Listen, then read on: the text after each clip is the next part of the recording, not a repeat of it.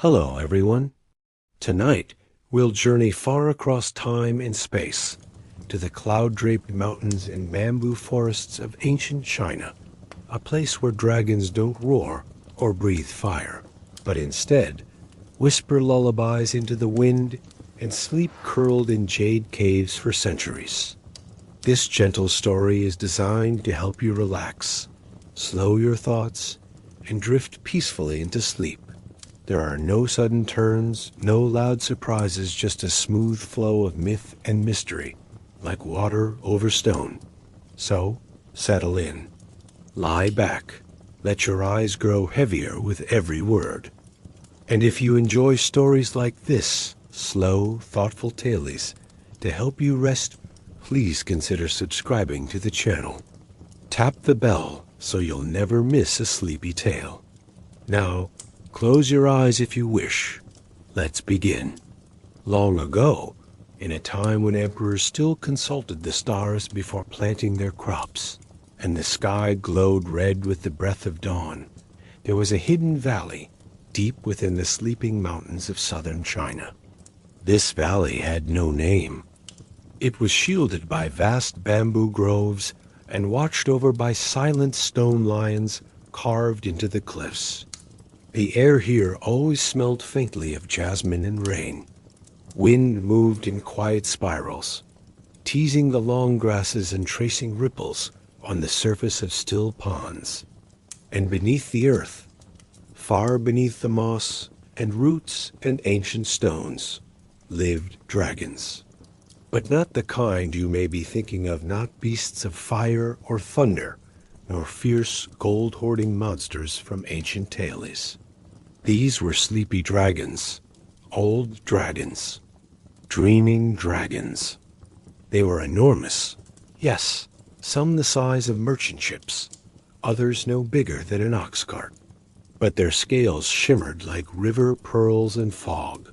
Their breaths did not burn, but cooled the air like a midnight breeze. And their eyes, when open, were said to reflect stars that no longer existed.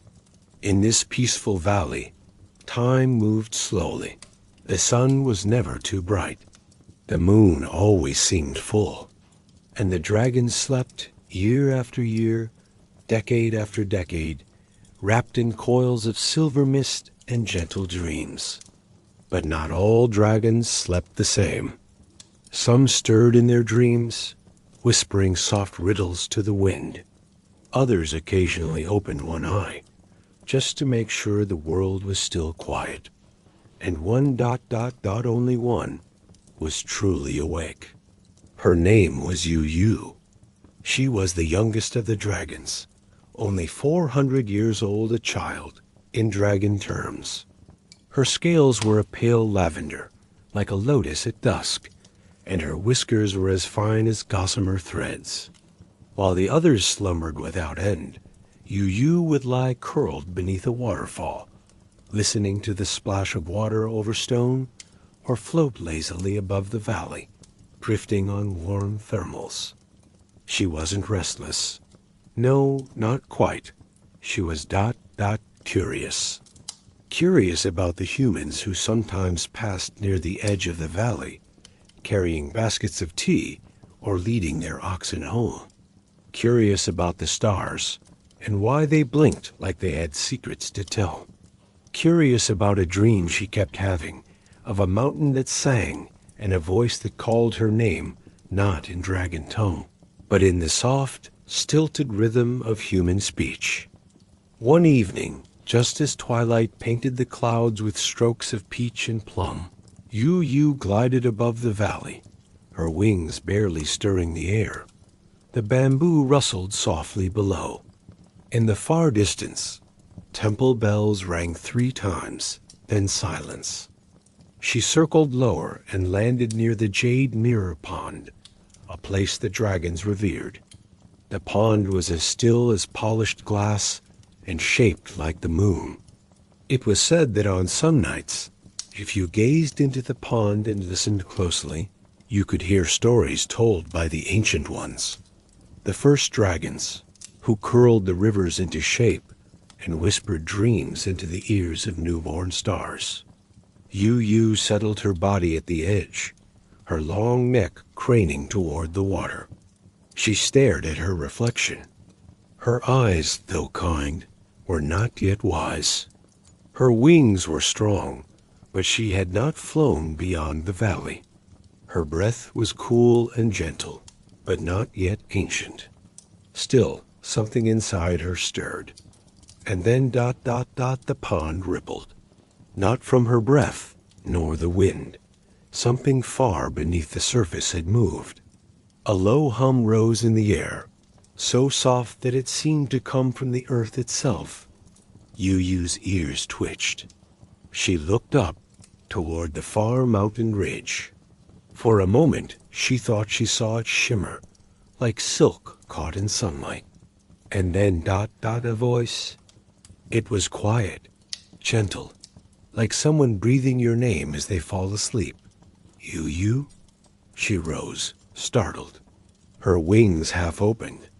The other dragons, deep in the valley, did not stir. The waterfalls kept falling. The birds did not cry. She turned back to the pond. Her reflection blinked once, then vanished. Not disappeared, no. It had been replaced. Now she saw another dragon, old, majestic, with horns like ivory rivers and a mane of clouds. He said nothing, only stared at her. His eyes shimmered with galaxies. Then, like smoke, he vanished. The pond was still again. Yueyu did not sleep that night. Instead, she climbed the dragon's spine, a high, jagged ridge that curved like the back of a slumbering beast. From the peak, she could see all the way to the southern seas, their waves faint in the moonlight.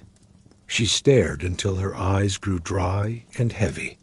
She did not understand the vision, not yet, but she knew the world was shifting, and the sleepy valley, so long untouched by time, might soon awaken.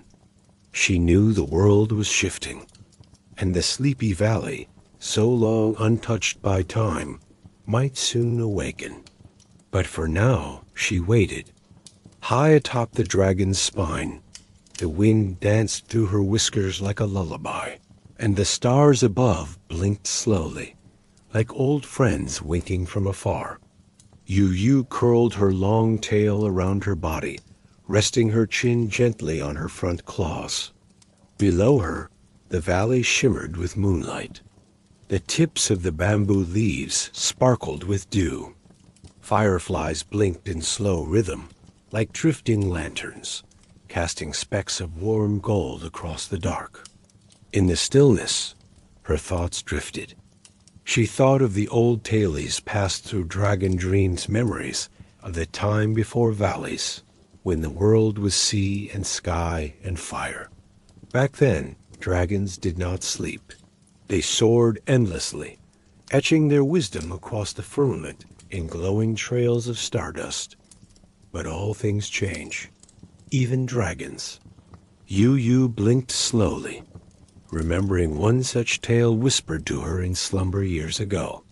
It was about the first slumber, a moment when the dragons, once gods of motion and flame, realized the beauty of stillness. It was said that a single dragon, weary of soaring, had curled upon a mountain peak and closed his eyes not to vanish, but to dream. And from his dream came the first valley, the first pond, the first lullaby of wind and leaf.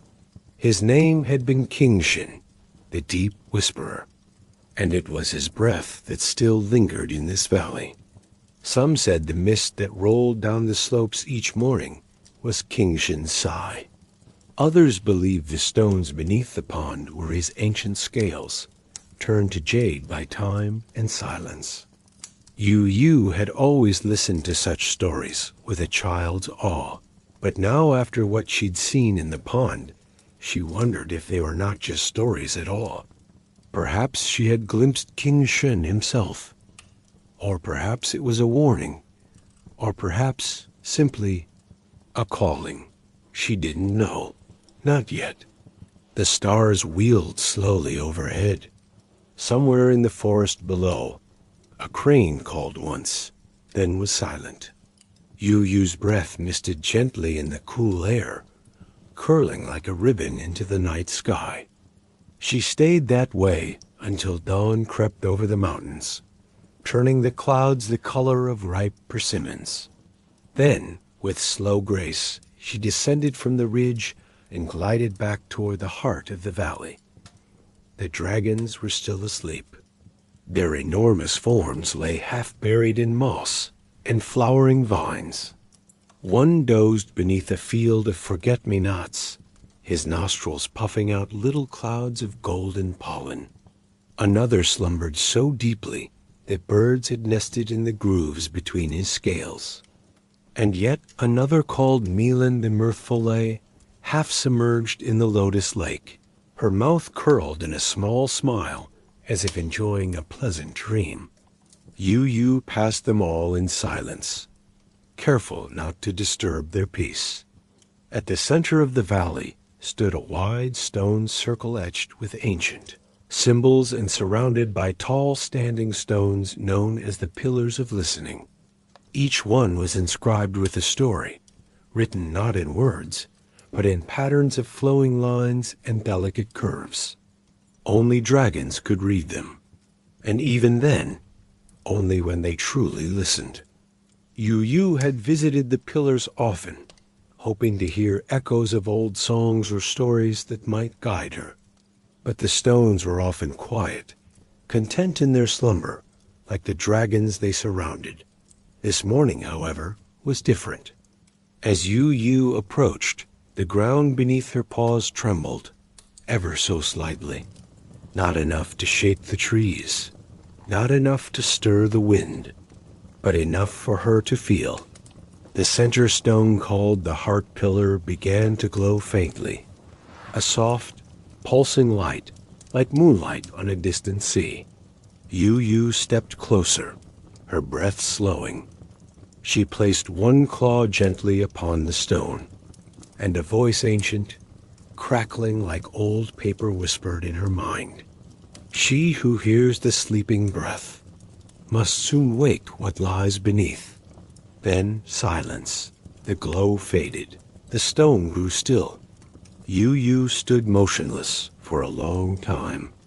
When at last she turned to leave, a single white feather drifted down from the sky, landing softly on the ground before her. It was not from a crane, nor a heron, nor any bird she knew. It shimmered faintly with an iridescent glow, and its edges curled like the petals of a plum blossom. She picked it up with the tip of one claw and held it to the light. There was magic in it, an old, gentle magic, the kind that lingers in lullabies and lost memories. She tucked the feather beneath her wing and whispered to herself, "I will find the meaning of this dream, for dragons do not forget." And Yueyu, though young, was beginning to remember. Later that day, as the valley lay bathed in golden sunlight and the frogs began their lazy chorus by the stream, Yueyu visited a hidden glade known as the Chamber of Echoes. This sacred place was rarely disturbed. Even the wind avoided it. Here, voices of the past sometimes lingered fragments of dragon speech, caught in the folds of time. To the untrained ear, it sounded like wind through stone. But to Yueyu, it was something else. She sat in the center of the chamber and closed her eyes. Her tail curled neatly beside her, and her wings folded tight like petals at dusk. Then she listened, and slowly, gently, the voices came. Rise and fall like tides of silk. Even the stars must sleep, child. The jade gate opens only for those who dream. Yueyu's breath slowed. The voices swirled around her like warm mist on a spring morning. Some were deep and slow, like rivers. Others light and airy, like flute notes carried on a breeze. But one voice stood out, clear, calm, familiar. Little moon, my daughter of mist, do you remember the sky before you were born? Yu's eyes opened. There was no one in the glade. And yet, the voice rang in her bones. Father, she whispered. But no answer came. Only the rustling of distant bamboo and the soft drip of water on stone. She remained still for a long while, her heart steady, her mind a pool of ripples. Then, with quiet resolve, she rose. She would seek the truth. She would uncover the meaning behind the pond's vision, the glowing pillar, the strange feather, and now this voice from the echoes. Something was stirring, not just within her, but beneath the valley, beneath the mist. And as Yueyu took to the skies once more, gliding silently over the dreaming dragons below, a soft wind rose from the north, carrying with it the scent of pine, rain, and something faintly sweet, something that smelled like awakening. And so, the first thread of our story has been gently woven. A young dragon, restless not with impatience, but with wonder. A valley asleep for centuries, now whispering secrets into the wind. A dream that may not be just a dream. Let this image linger in your thoughts as you drift. Yueyu, lavender and luminous, sailing through the clouds as if born of them, with a feather tucked beneath her wing and a song forming quietly in her heart. There is more to come. But for now, breathe deeply. Let go. The dragons will keep watch, and you, dear dreamer, may rest. Sleep is near. The days in the valley unfolded like silk slow, smooth, without urgency. Yueyu spent the morning gliding through low clouds, her wings leaving soft trails in the mist. Beneath her, the bamboo forests rustled like gentle waves, and the sleepy calls of mountain doves echoed from tree to tree. She had not spoken of the vision to any of the other dragons. Not yet. Some, like old Chunli, had not opened an eye in over 100 years.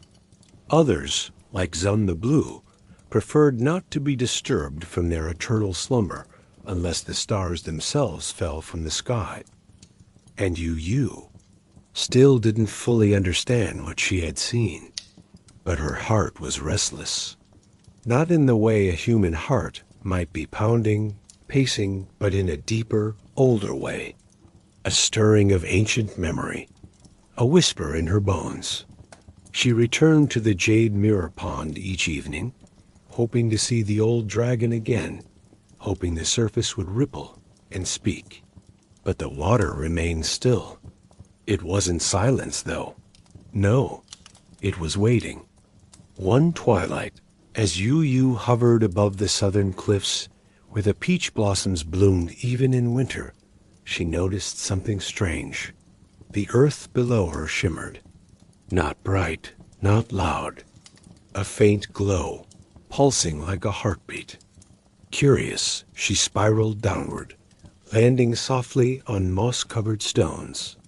The air was warm here, touched by the scent of honey and damp wood. She lowered her nose to the earth and listened not with her ears, but with her whole body. And then, like the crackle of leaves beneath soft feet, she heard it, breathing. Not hers, not another dragon's, but something older, something deep. She dug gently, using one claw to push aside a patch of moss. Beneath it was stone smooth, black, etched with faded symbols. Yueyu touched it, and the air changed. The sky darkened slightly. A hush fell across the grove. The stone opened, not with force, but with a sigh. A circular passage appeared, descending into the earth like the inside of a shell. Yueyu peered down. The tunnel spiraled softly, lit with dim blue light like fireflies caught in crystal. She hesitated, then stepped in. The walls were warm, pulsing gently as if alive. Carvings lined the tunnel's strange patterns she'd never seen before. Some resembled stars. Others looked like flowing water, or the curled tail of a sleeping beast. Yueyu walked slowly, her claws making no sound. And then at the heart of the spiral, she entered a vast chamber. Roots hung from the ceiling like the arms of ancient trees. Crystals jutted from the walls, casting soft light across a pool in the center of the room. The pool's surface shimmered with golden mist, and in the middle, surrounded by stone petals, lay a sleeping figure. It was not a dragon, nor a human, but something between.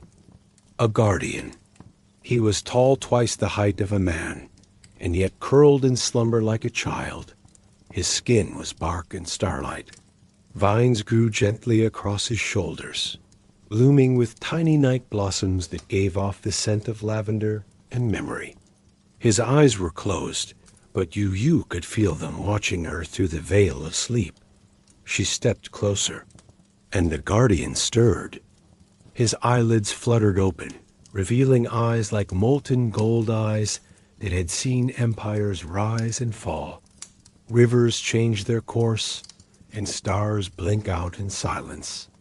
He spoke, but not aloud.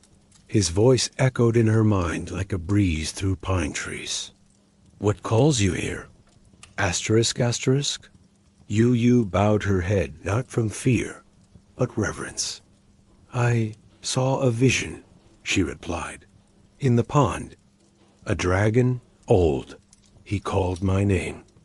The guardian blinked slowly.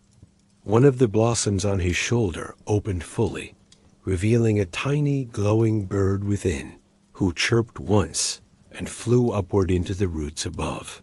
"You saw King Shen," he said simply. Yueyu's breath caught. "That was real? He still exists?" Asterisk, asterisk. "Not in the way you know. He lives in the stones, in the mist, in the breath between moments." Asterisk, asterisk. The guardian sat up slowly. The ground did not tremble. Instead, the chamber seemed to lean in, listening. "The valley is beginning to turn," he said, "and you are its key." Yueyu tilted her head.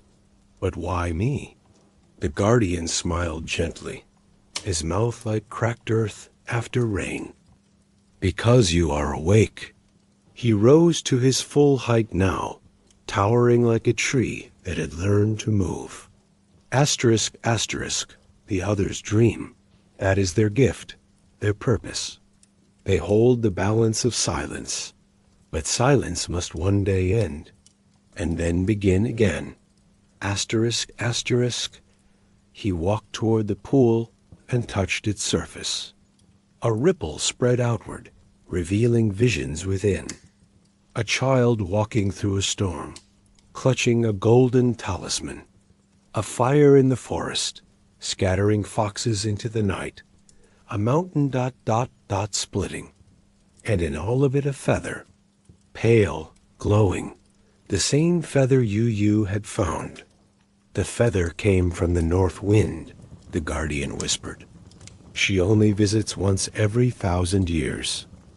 Is she a dragon? Yueyu asked. The guardian shook his head. Asterisk, asterisk, no. She is older than dragons, older than breath. She carries messages on her back dreams from one world to the next. Asterisk, asterisk. Yueyu reached beneath her wing and offered the feather. The guardian touched it lightly. It has chosen you. The pool dimmed. The chamber seemed to exhale. You must journey beyond the valley, he said at last. Those words hit her like thunder. No one leaves, she murmured. We stay. We protect. We sleep. Asterisk, asterisk, yes. And that was right. But the stars have changed. The rivers are restless. The humans, they no longer dream as they once did. Asterisk, asterisk.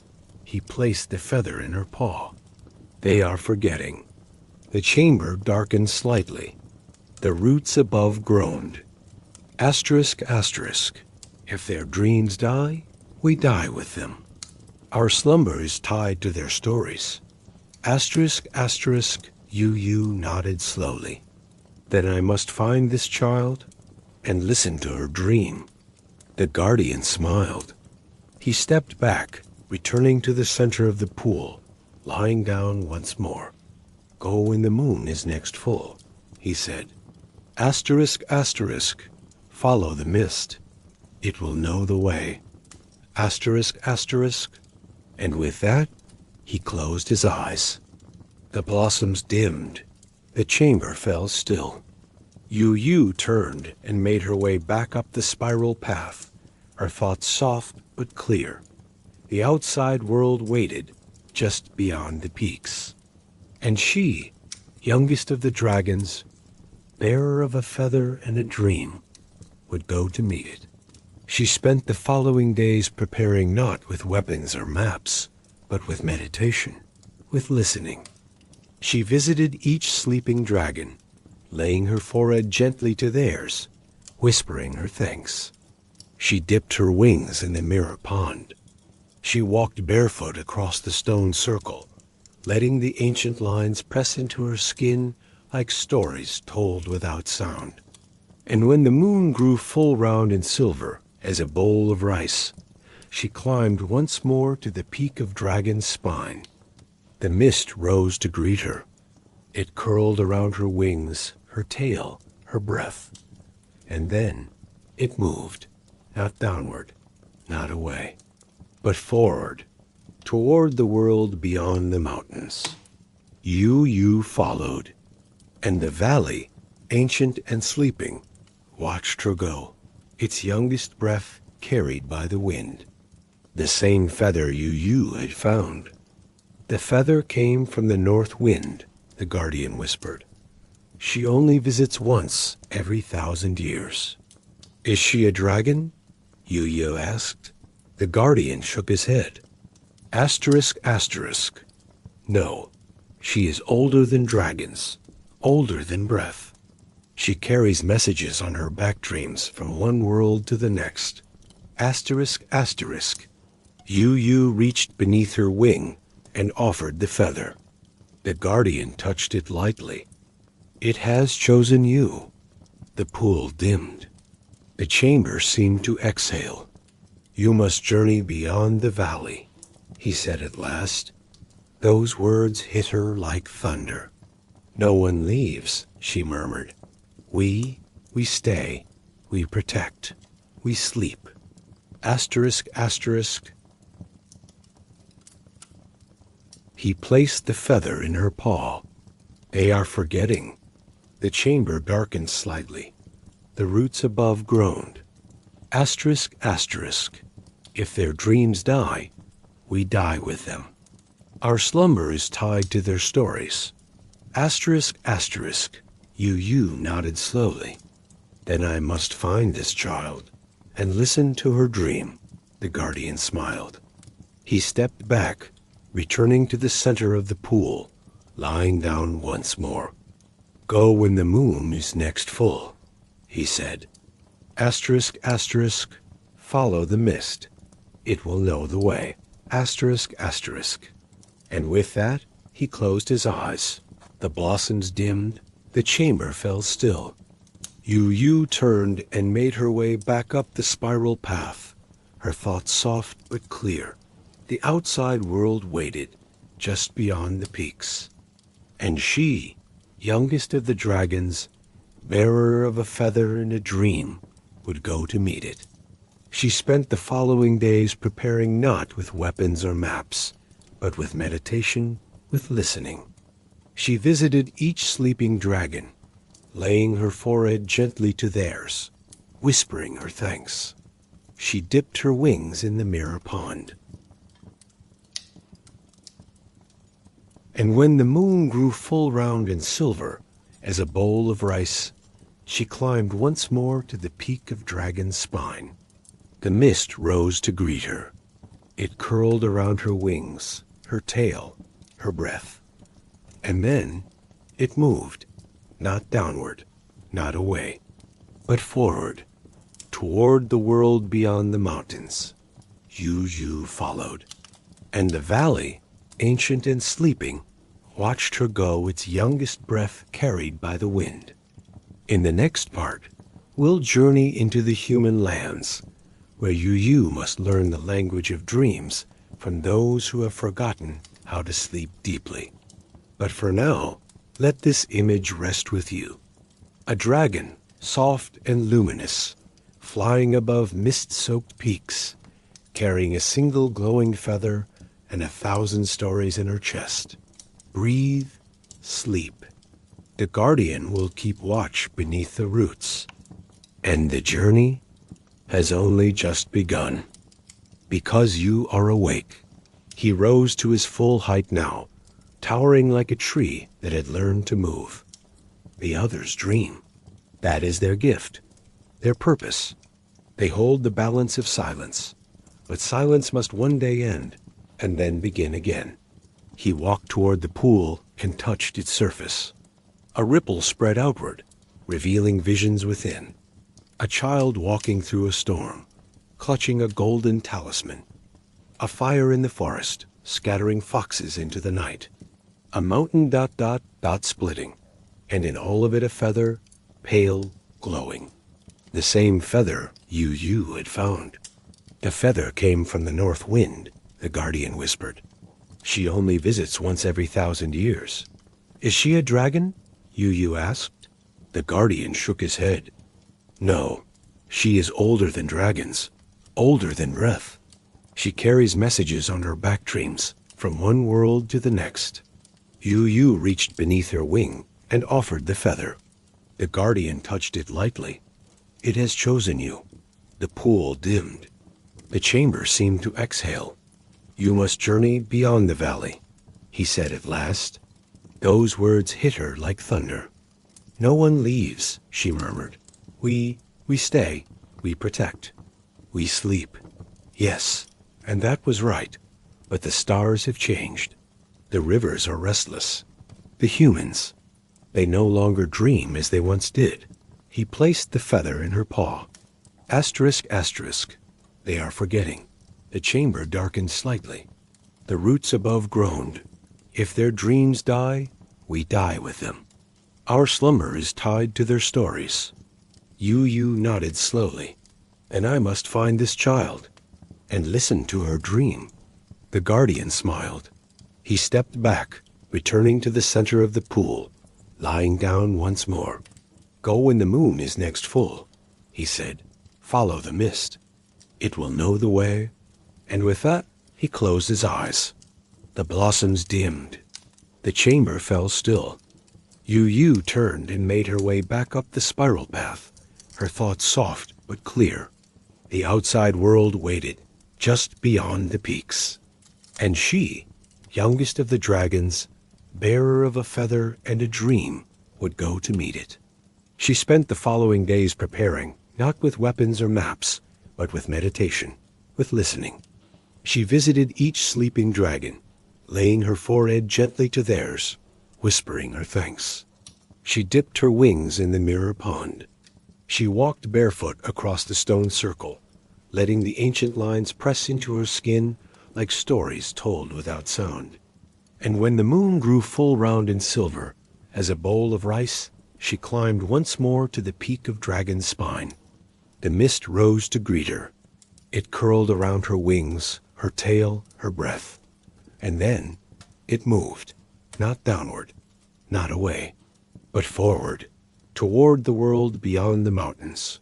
Yueyu followed, and the valley, ancient and sleeping, watched her go, its youngest breath carried by the wind. The same feather Yueyu had found. The feather came from the north wind, the guardian whispered. She only visits once every 1,000 years. Is she a dragon? Yueyu asked. The guardian shook his head. No, she is older than dragons, older than breath. She carries messages on her backdrames from one world to the next. Yueyu reached beneath her wing and offered the feather. The guardian touched it lightly. It has chosen you. The pool dimmed. The chamber seemed to exhale. You must journey beyond the valley, he said at last. Those words hit her like thunder. No one leaves, she murmured. We stay, we protect, we sleep. Yes, and that was right. But the stars have changed. The rivers are restless. The humans, they no longer dream as they once did. He placed the feather in her paw. Asterisk, asterisk. They are forgetting. The chamber darkened slightly.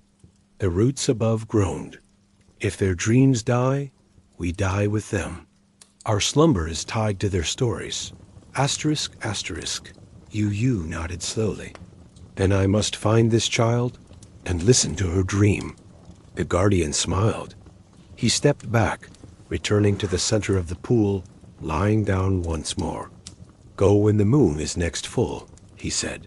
Follow the mist. It will know the way. And with that, he closed his eyes. The blossoms dimmed. The chamber fell still. Yueyu turned and made her way back up the spiral path, her thoughts soft but clear. The outside world waited just beyond the peaks. And she, youngest of the dragons, bearer of a feather and a dream, would go to meet it. She spent the following days preparing not with weapons or maps, but with meditation, with listening. She visited each sleeping dragon, laying her forehead gently to theirs, whispering her thanks. She dipped her wings in the mirror pond. She walked barefoot across the stone circle, letting the ancient lines press into her skin like stories told without sound. And when the moon grew full round and silver as a bowl of rice, she climbed once more to the peak of Dragon's Spine. The mist rose to greet her. It curled around her wings, her tail, her breath, and then it moved, not downward, not away, but forward, toward the world beyond the mountains. Yueyu followed, and the valley, ancient and sleeping, watched her go, its youngest breath carried by the wind. In the next part, we'll journey into the human lands, where Yueyu must learn the language of dreams from those who have forgotten how to sleep deeply. But for now, let this image rest with you. A dragon, soft and luminous, flying above mist-soaked peaks, carrying a single glowing feather and 1,000 stories in her chest. Breathe, sleep. The guardian will keep watch beneath the roots. And the journey has only just begun. The sky turned silver as Yueyu soared above the last ridge. Below her, the Dragon Valley grew smaller, its hills folding gently like a sleeping creature beneath a blanket of mist. The stone circle, the jade mirror pond, and even the waterfall she loved, all became soft shapes wrapped in fog and memory. She did not look back. Dragons do not travel lightly. Their wings stir more than air. They stir old echoes and forgotten winds. But Yueyu flew with the stillness of a falling feather. Her breath was steady. Her thoughts were quiet. And ahead, just past the low clouds and the amber horizon, waited the world of humans. The land beyond the mountains was very different. It smelled of rice smoke and plum vinegar, of iron and ink, of things carved and forged and lost. It was not loud, not yet, but it held the restless rustle of stories untold. Yueyu glided low. She passed over terraced hills, etched with tea bushes and mulberry groves. She saw rivers bending like blue silk through valleys, where cranes stood alone, dreaming. And then, just as the sun dipped low behind the trees, she saw it. The town. It was small and round, tucked into the curve of a quiet river. From above, it looked like a circle of tiled rooftops and cobbled alleys, a shell of wood and stone around a glowing center. A single bell tower rose from its heart, and a tiny plume of smoke curled from the chimney of an inn. Yueyu slowed her flight. She circled once, then landed on the edge of a wooded hill that overlooked the town. It was called Mianzhu, a name that meant sleepy prefecture, though she would learn that it had not truly slept in a long, long time. Yueyu folded her wings and watched. She was careful not to be seen. Though humans no longer hunted dragons, they did not expect to see them either, especially not gentle, curious ones who landed softly and smelled faintly of lily and rain. She crouched in the trees and observed. People bustled quietly through the streets, but not joyfully. Their movements were precise, purposeful, too tidy, too quick. They did not pause. They did not gaze at the sky. A little girl walked with her grandmother, holding a woven basket of herbs. Her braids were perfect. Her steps were small. But her eyes were tired, like she hadn't dreamed in days. At the well, a scholar filled a clay jug and muttered numbers to himself, pausing only to frown at the birds perched overhead. He did not smile when the wind tousled his papers. He did not notice the white feather that drifted onto his shoulder. He simply brushed it off, as if it were dust. Yueyu felt a strange ache in her chest. She did not understand what she was seeing. This was the world her ancestors had protected? The humans who once wrote poems to the stars and sang lullabies to the moon? She thought of the guardian's words. They are forgetting. She crept closer, curling behind a fallen tree trunk, pressing her scales flat. Night fell slowly, wrapping the town in twilight blues and warm golden lamps. Shadows stretched across the stone paths. The air grew still, and yet no one stopped to gaze at the stars. No one listened for nightbirds. No one looked up except one. A boy. He was perhaps 8 winters old, seated alone on the flat rooftop of a narrow house. He wore a brown tunic too big for his frame and had ink on his fingers. A candle flickered beside him, and a blank scroll lay across his knees.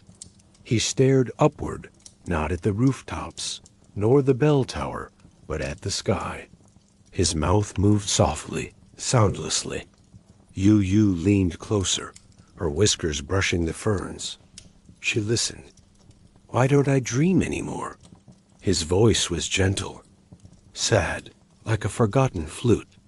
I used to dream of flying, of oceans of tigers with wings. He paused. Now I only see numbers, and papers, and rules.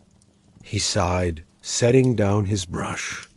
And then, as if sensing her, he looked directly toward the forest.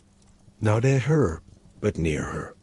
His eyes widened, not in fear, in wonder. Are you real? Yueyu froze. She did not speak. The boy stood slowly. He took 3 steps to the edge of the roof and sat down, his legs dangling over the side. He tilted his head. You smell like rain, he whispered. Yueyu exhaled softly. The leaves stirred. The boy smiled, not frightened at all. I won't tell, he said, as if it were a promise. Yueyu lowered her head slightly, just enough for him to see the tip of her snout, glowing faintly in the moonlight. Her lavender scales shimmered like lotus petals kissed by dew. The boy's smile widened. Are you a dream? Yueyu blinked once.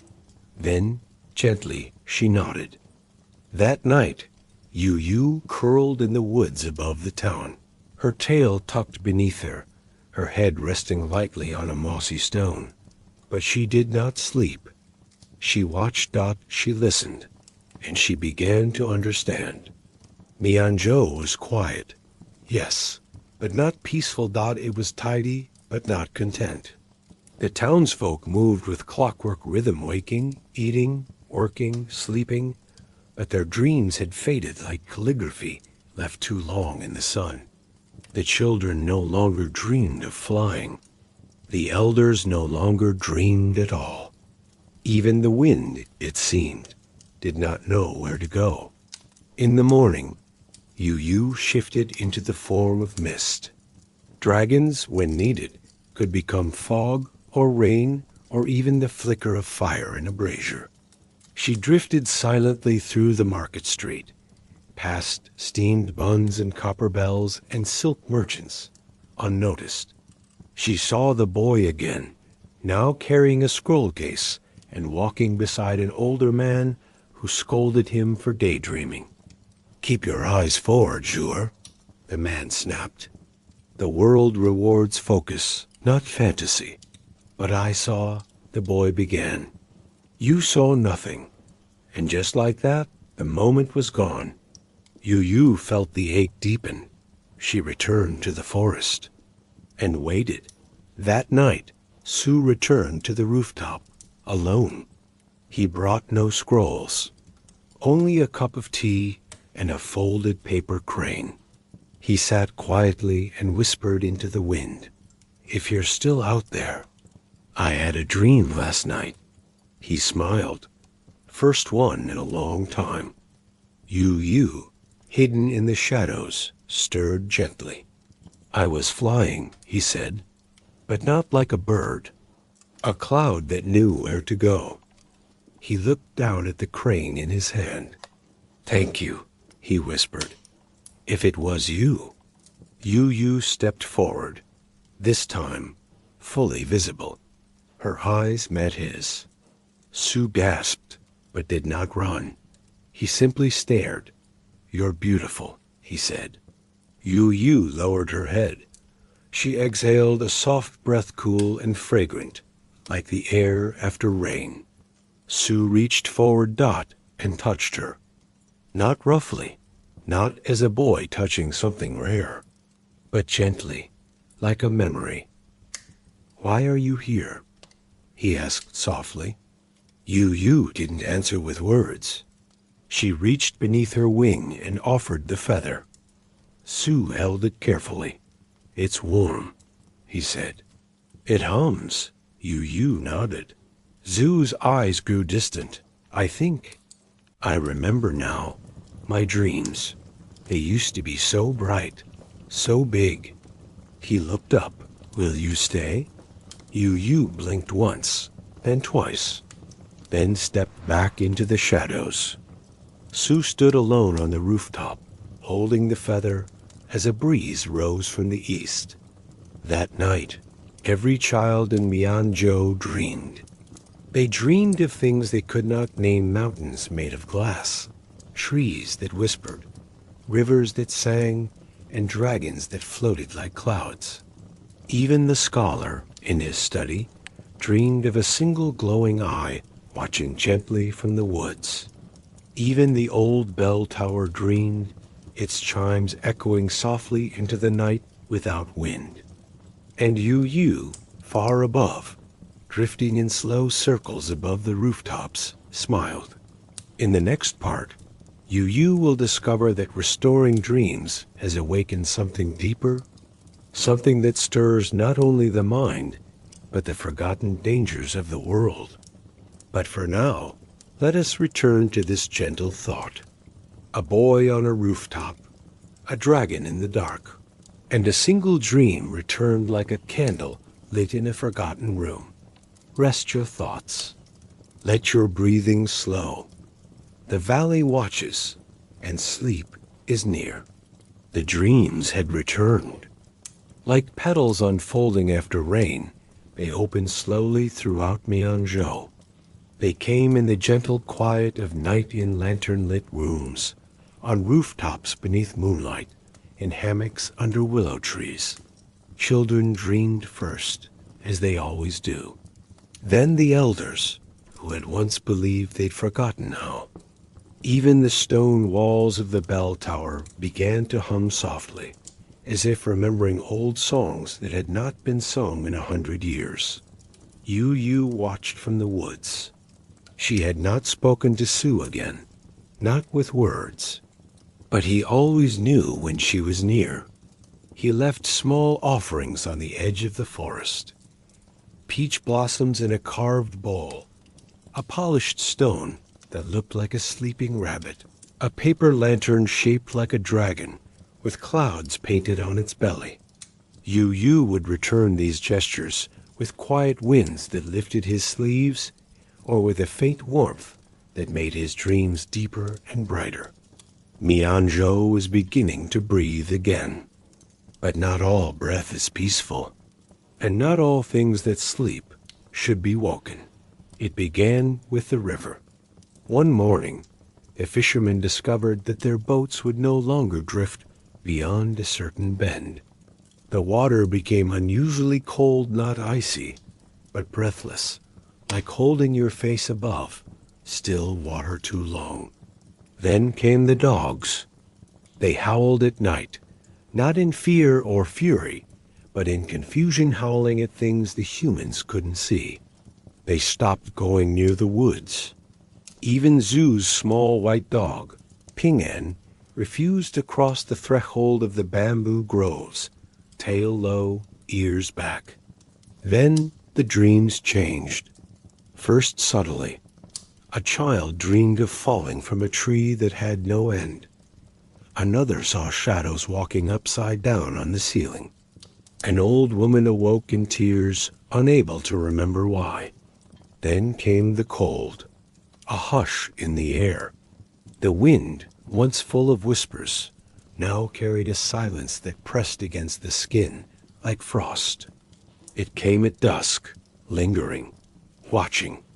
Yueyu felt it too, not in her scales, but deeper in her breath, her bones, her pulse. Something ancient was stirring, something not of dream, but of forgetting. She returned to the spiral chamber beneath the valley, the place where the guardian slept. The roots that once bloomed with gentle flowers now drooped low, dripping clear sap onto the stone. The pool in the center was dim, its mist slow to rise. The guardian still lay in its center, but his brow was furrowed, and when Yueyu approached, he did not open his eyes. "Guardian," she whispered, "something is wrong." The roots trembled, the vines curled. Then the guardian stirred, slowly, as if rising through honey. His golden eyes opened, dimmer now, and he regarded her with something close to weariness. "You have lit the dreams," he said, voice quieter than before. "Yes," Yueyu replied, "and the people are waking. But something else has woken too." The guardian did not speak at once. He placed a hand upon the pool. Its surface rippled, revealing a shape long, dark, coiled. "The hollowing," he said at last. Yueyu tilted her head. "What is that?" The guardian looked at her with a gaze older than stars. "It is the breath between dreams, the space where nothing lives, and yet cannot die." He rose, the chamber shifting around him. When humans forget their dreams, not just misplace them, but abandon them, the hollowing feeds.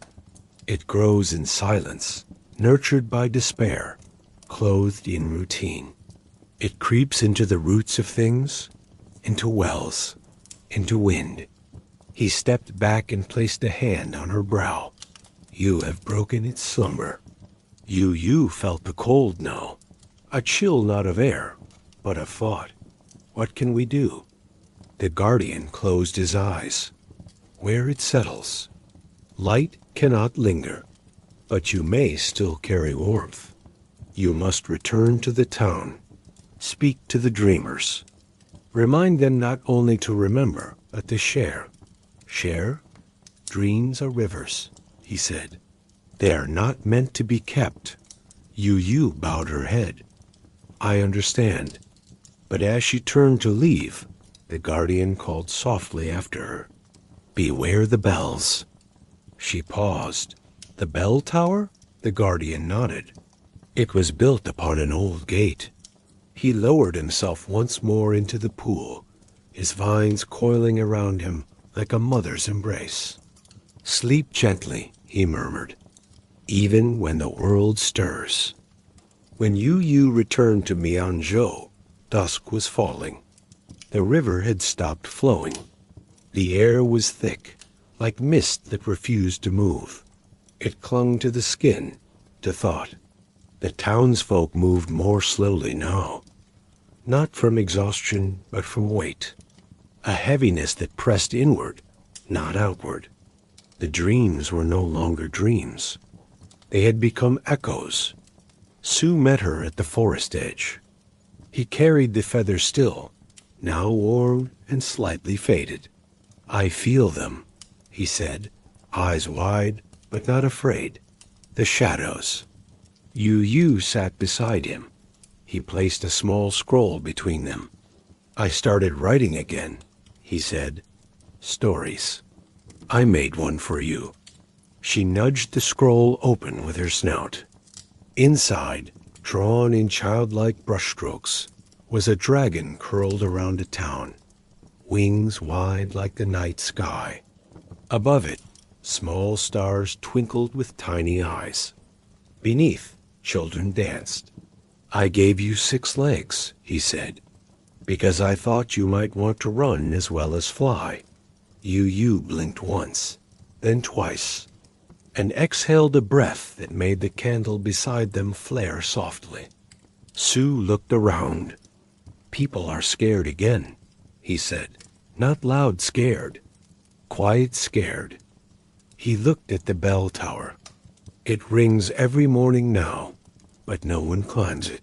Yueyu turned toward the tower.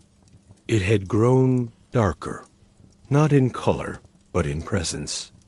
It loomed slightly now, as if leaning in, and the chimes, once musical, now sounded hollow, like bones tapping in a well. She rose and began to walk toward it. The tower door groaned open, revealing stairs that spiraled into shadow. Yueyu shifted into mist and slipped upward, circling the inner walls like silent breath. At the top, the bell hung still, but beneath it was a door. Old wood warped with time. She drifted through it and saw the truth. The gate, built into the foundation, hidden behind stone, was a circular seal carved in dragon script. A sigil, broken. It pulsed faintly with gray light, and from its center, something bled through. A fog not of weather, but of thought. A silence made solid. The hollowing. It had found a crack, and was growing. You stared at it, and in that moment, the fog turned and looked back. Not with eyes. With attention, she fled. The bell rang behind her, not with sound, but sensation. Every feather on her body quivered.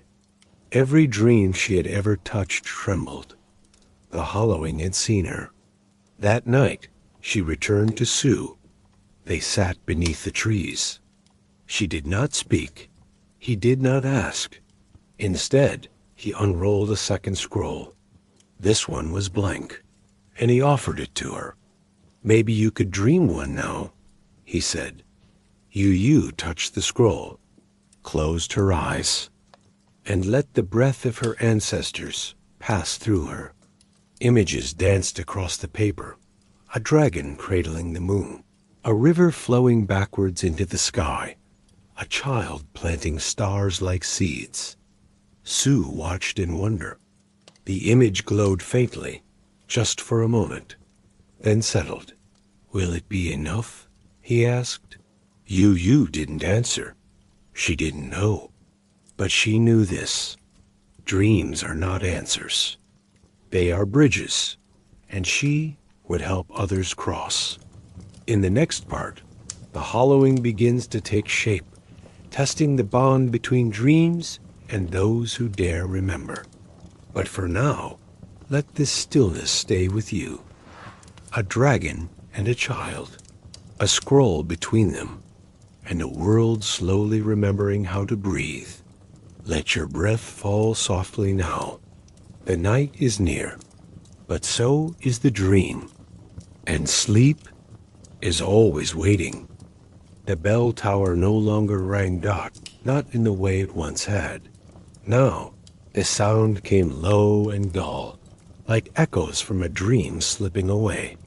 Each chime sounded farther off than the last, as if fading into a forest no one could find again. And each time the bell tolled, the shadows grew longer. The hollowing was no longer a whisper beneath the town, but it was now a breath in every home, a fog at every doorstep. The air held its weight. People moved slower again. Dreams frayed like silk unraveling from its spool, but Yueyu would not leave, and Sue would not forget. One morning, Yueyu came to the forest clearing where Sue had once left his paper dragon. He was waiting for her, seated on a low stone, cradling.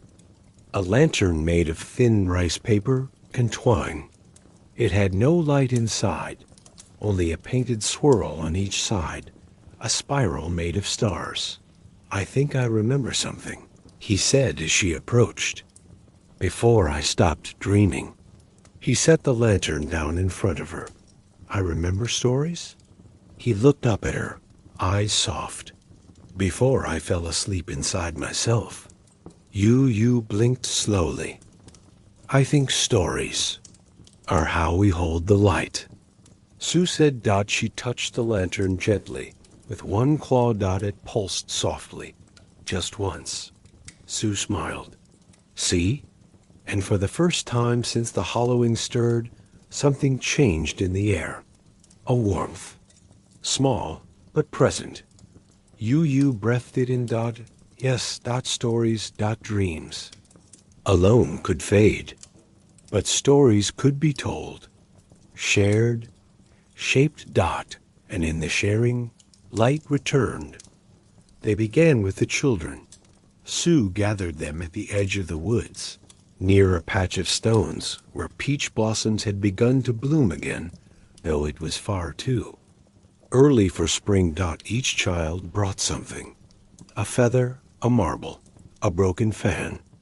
Sue gave them each a lantern and a brush, and asked them to draw a story. Not write. Draw.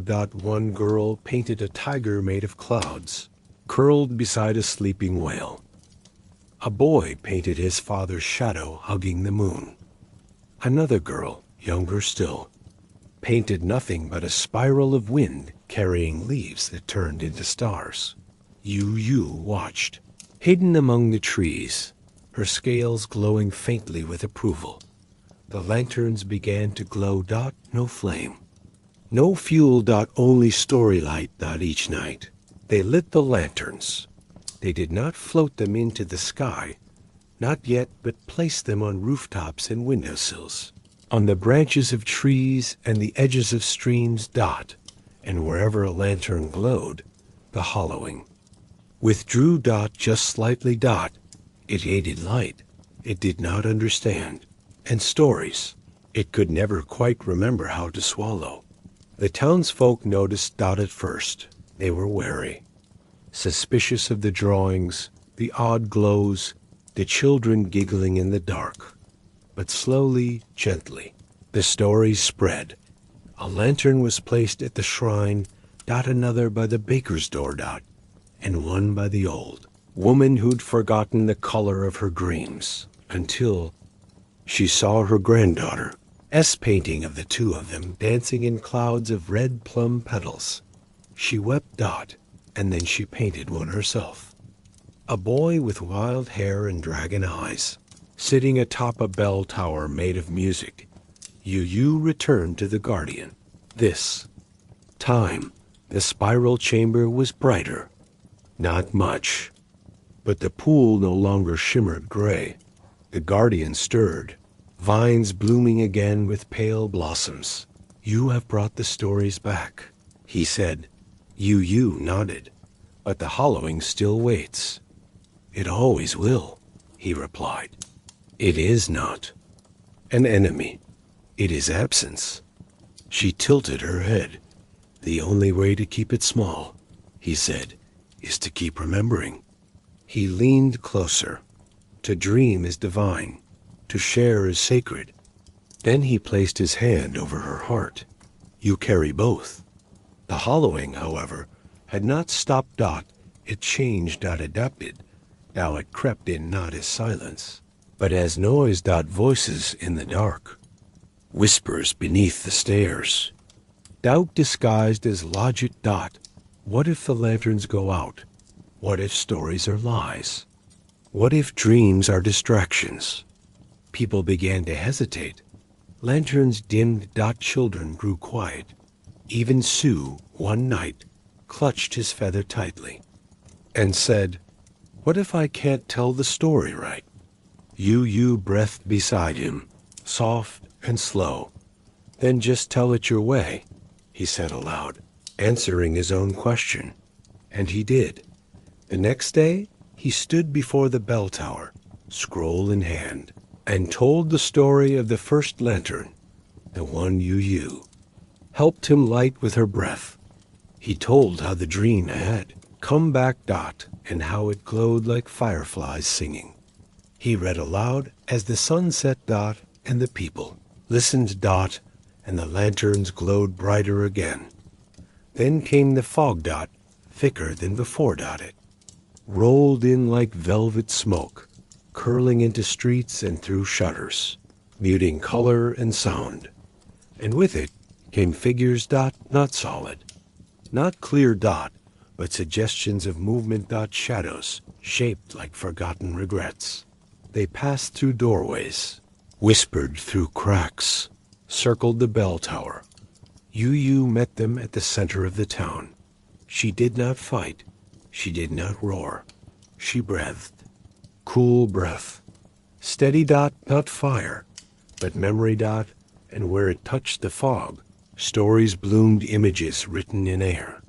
Sue on the rooftop, the children painting lanterns, the old woman dancing, the paper crane, the guardian beneath the roots. Dot, the fog hissed. Dot, and withdrew.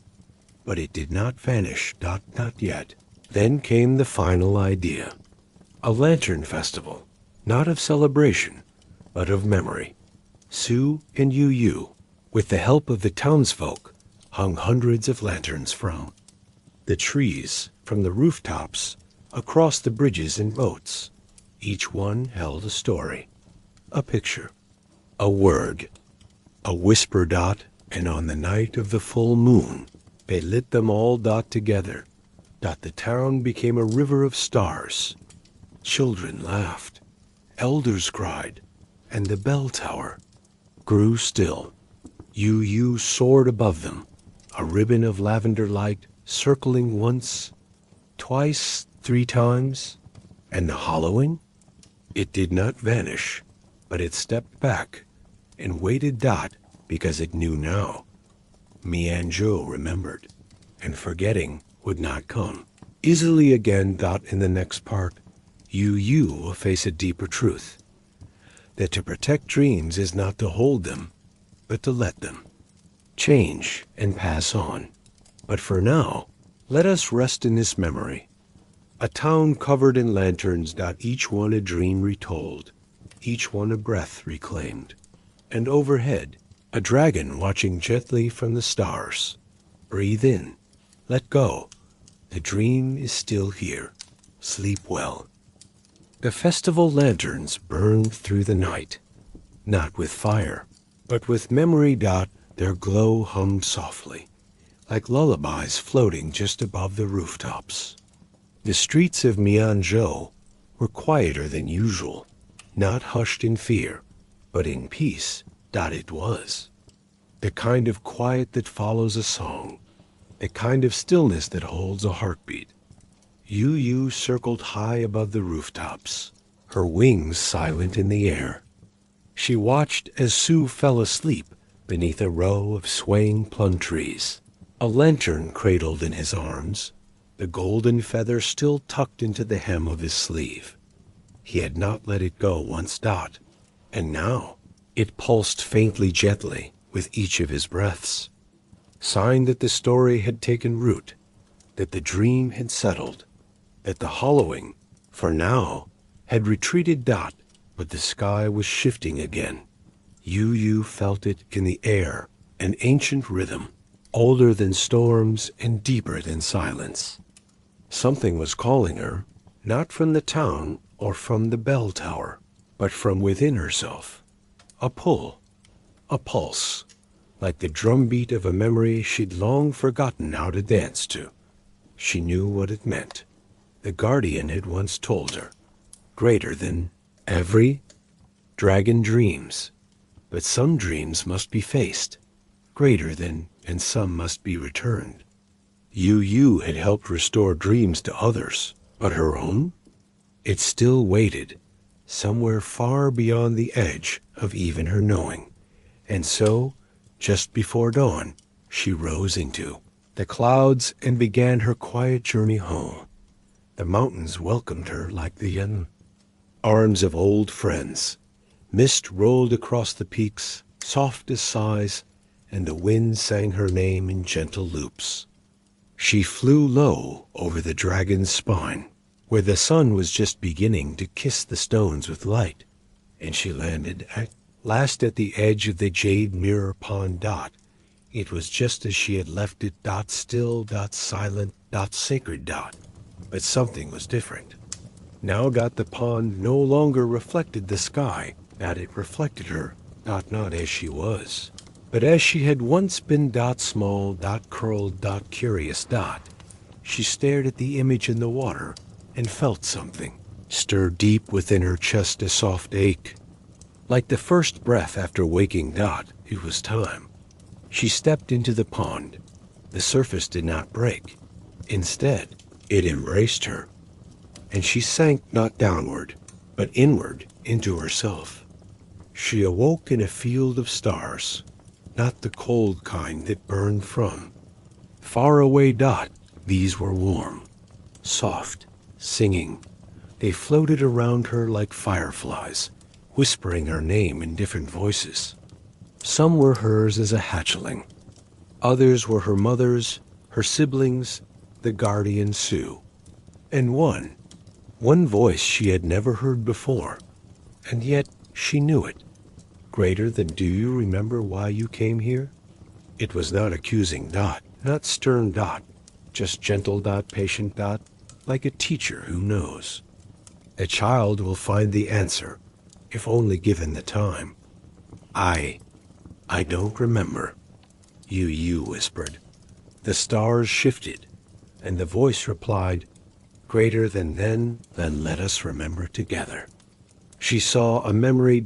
Not a dream. A memory. It came slowly, like mist over water, unfolding one breath at a time. She was very young, barely old enough to glide. The valley had not yet settled into slumber.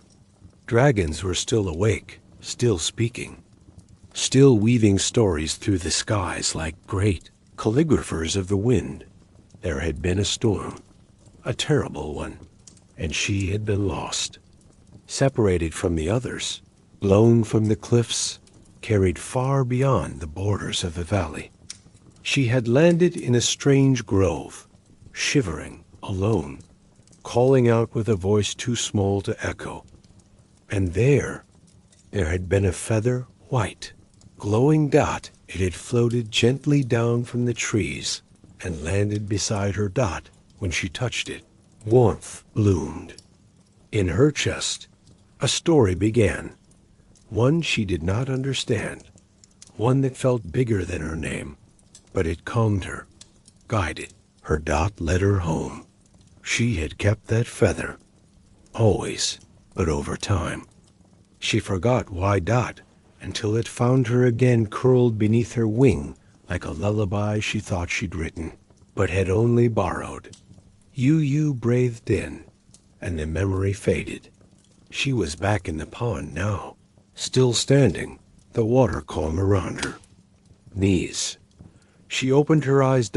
And on the stone at the water's edge lay the feather, the same one, but now glowing brighter than ever. She picked it up with her claws and felt the story complete. Not end, but complete. And for the first time in centuries, she truly dreamed. She slept for 3 days, curled beneath the whispering trees, tail wrapped around her like a ribbon of dusk. The valley sighed in rhythm with her. The wind stilled. The other dragons stirred, not in waking, but in deeper dreaming. Their breaths grew smoother. The jade mirror pond rippled once, then stilled again. When Yueyu awoke, she felt different. Heavier, not in weight, but in knowing. She rose, slow and graceful, and climbed to the top of the dragon's spine. There, beneath the dawn sky, she unfurled her wings fully for the first time. They shimmered, not just with light, but with stories. Old ones. New ones, her own. She flew again that evening. Not to flee, not to fight, but to carry. She passed over Mianzhou once more. Su saw her and waved, lantern in hand, scroll across his lap. He didn't call out. He didn't need to. They were bound now, not by feather or favor, but by the shared breath of story. He looked down at the lantern he held. Inside, instead of fire, a new image flickered. Yueyu standing in a field of stars, surrounded by feathers that hummed softly in the shape of memory. He smiled and whispered, "Sleep well." In the next part, the dream will pass beyond dragons and children to rivers, trees, and even the hollowing itself, which must choose whether to retreat or to remember. But for now, let this moment float gently into your thoughts. A dragon standing tall beneath a painted sky. A feather returned, a memory held, and dreams not lost, not broken, but finally home. Breathe deep and let the water still. Sleep is near. Yueyu flew with the clouds thinned and the wind curled upward like incense smoke rising from a temple altar. The stars had been quiet lately, not asleep, but listening. Even the rivers below whispered less. The trees watched, their leaves rustling, only when necessary. And the very sky seemed to hold its breath, as though the world waited for something more than words. The guardian had told her once, greater than every story ends in silence. Greater than, but not all silence is the end. She remembered that now, as her wings beat gently against the early evening air, carrying her higher into the mountains than she had ever dared to go. She was not chasing the yow. Hollowing. She was following the pull of her dream, the one the feather had carried, the one she hadn't fully remembered, until it called her again. She had dreamed, in the last hours of her rest, of a lake hidden in the clouds, a still mirror surrounded by stone sentinels, where stars whispered through water and time held no meaning. There, the dream said, waited. An oracle. Not a prophet, nor a seer, but something older, something that had once belonged to the dragons, then faded from their stories like forgotten pages. A reflection, a remembering, a truth, and Yueyu, finally whole, would go to find it. The lake had no name, not because it was secret, but because it was sacred. Even the wind bent around it, careful not to disturb its perfect stillness. It sat in a high basin, surrounded by jagged peaks that leaned like elders deep in thought. At its center floated a single lotus, its petals never wilting, its stem never shifting with the breeze. Yueyu landed at the water's edge. She did not ripple the surface. She only watched. The clouds above parted, and the stars opened their eyes. Then, with a breath quieter than silence, the water shimmered and the reflection changed. Not into you, but into something else. Another. Dragon. Ancient. Wreathed. In light that was not light. Her mane was fog and flame, her scales the color of distant suns, her eyes galaxies uncounted. And when she spoke, it was in every voice Yueyu had ever heard, all layered together like music across time. Greater than you have remembered. Yueyu bowed her head. I am trying. The reflection tilted its head. Greater than you carry the story, but not the source. Yueyu looked up. What is the source? The oracle's eyes shimmered like ripples in deep water. The dragons forgot. Pause. Greater than, and in forgetting, they gave the hollowing its shape. Yueyu's breath caught. We created it? Not created. Allowed. The oracle leaned closer, though the water never moved. Greater than you see it as enemy. It was once our rest. Greater than our breath between breaths. Yueyu frowned gently. Then why is it so cold? Why does it eat dreams? Because we stopped visiting it. We left it alone. We let silence become void. The clouds above shifted slowly, stars peeking through like watchful eyes. We, dragons, once walked the hollowing. As dreamers. As keepers, we carried stories in and stories out. Greater than, but we grew tired. You understood now. The dragons did not slumber only out of peace. They had abandoned their calling. You are not the first to awaken, the oracle said gently. Greater than, but you are the first to return. Yueyu stepped closer to the waters. Edge, what must I do?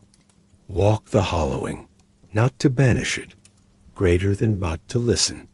She felt her wings tighten. It hurts, she said. It tries to undo me. Because it is lost. Greater than and lost does not know how to be gentle.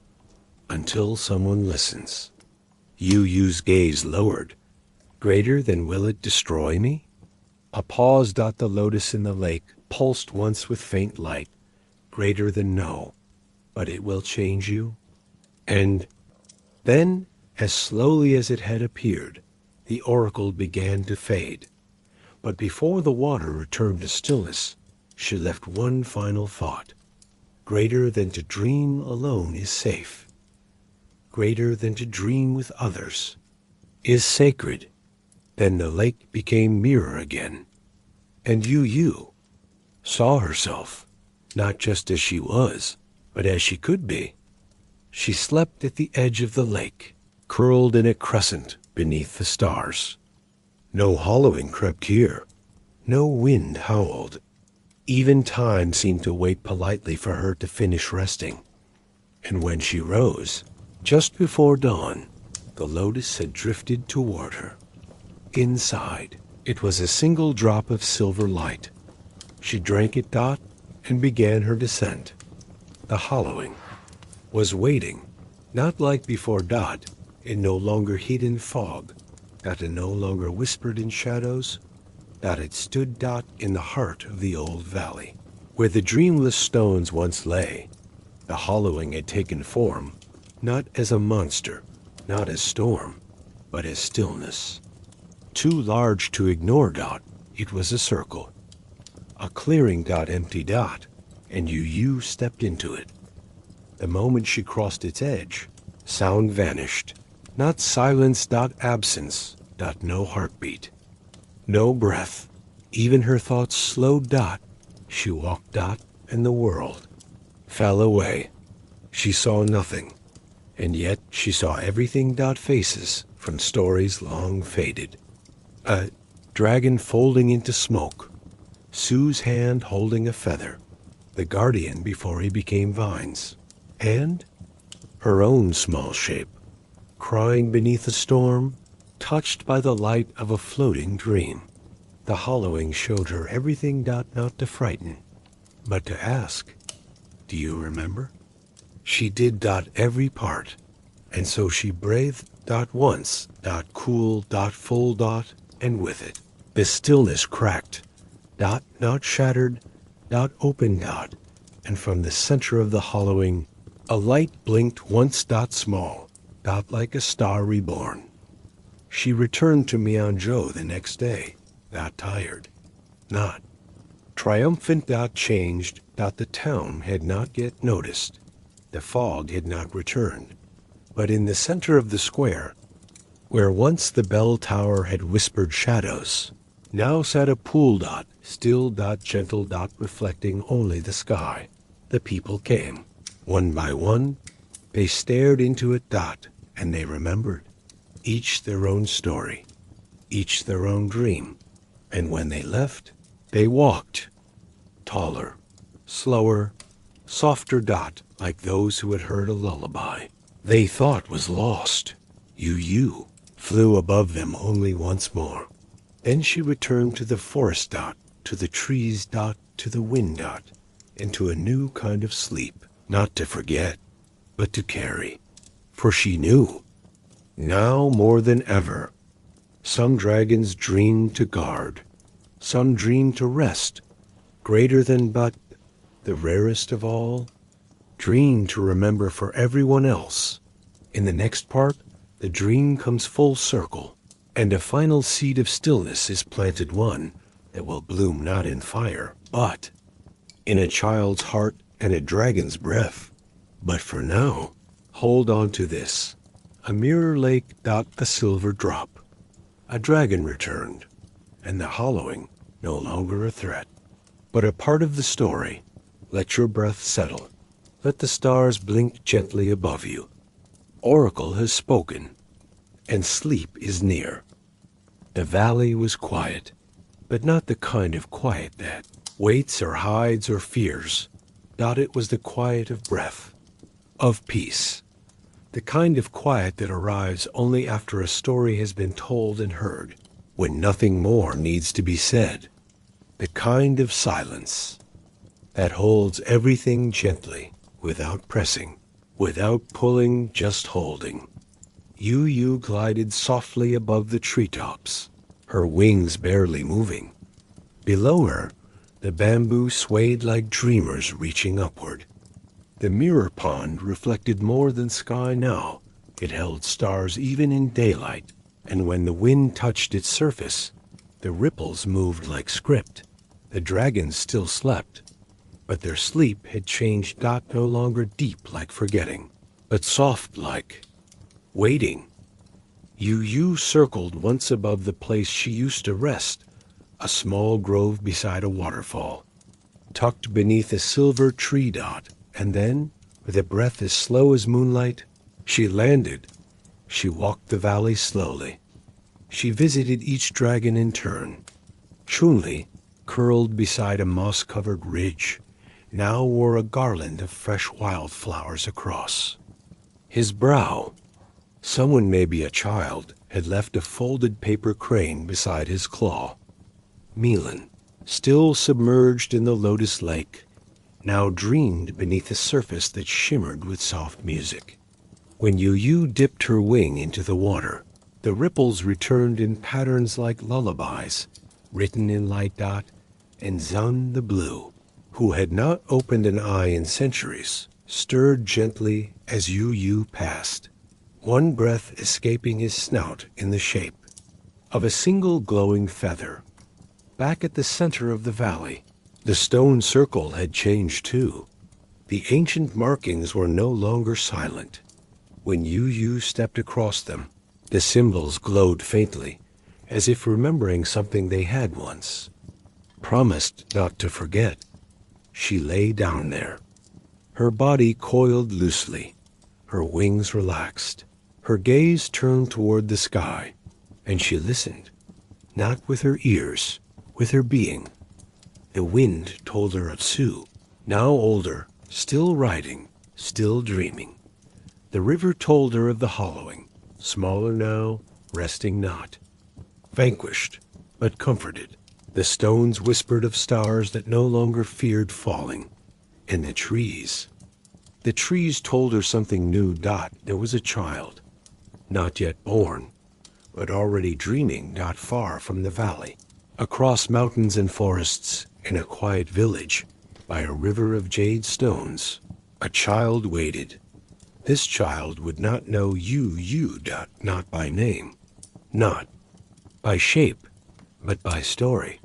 For Sue had written her into the wind, into scrolls tucked beneath pillows, into lullabies sung by parents who could not remember why the melody felt so right. And when this child dreamed, they would dream of wings, of a sky that smiled, of a dragon who remembered when everyone else had forgotten. And Yueyu, she smiled because she understood the story would go on, not as it was, but as it needed to be. Night fell slowly. The stars appeared one by one, shy and glowing. The wind settled. The trees bowed. And Yueyu, in her grove by the silver tree, finally curled her body into rest, not because she was tired, but because she had given what she came to give. And now she could sleep. The Dragon Valley did not vanish. It was not sealed, not hidden, not locked away. It simply faded into the folds of the world, like a page turned gently, like a candle blown out with care. But those who dream deeply still find it. In moments just before waking. In the hush of snowfall. In the laughter of a child sketching clouds with a stick in the dirt. You is their. Not in shape, not in sound, but in silence. The kind that follows a story. The kind that waits for your next breath. And so, dear dreamer, if you find yourself standing one day beneath a tree that seems older than time, or staring at a pond that holds stars at noon, or waking from a dream that hums like feathers, know this: the dragons are not gone. They sleep, and one of them sleeps with a smile, because you remembered. Now let your own breath slow. Let the rhythm of the wind carry you. Let silence come not empty, but full, full of dreams. Full of stories. Full of rest. The dragon has closed her eyes, and sleep is already here.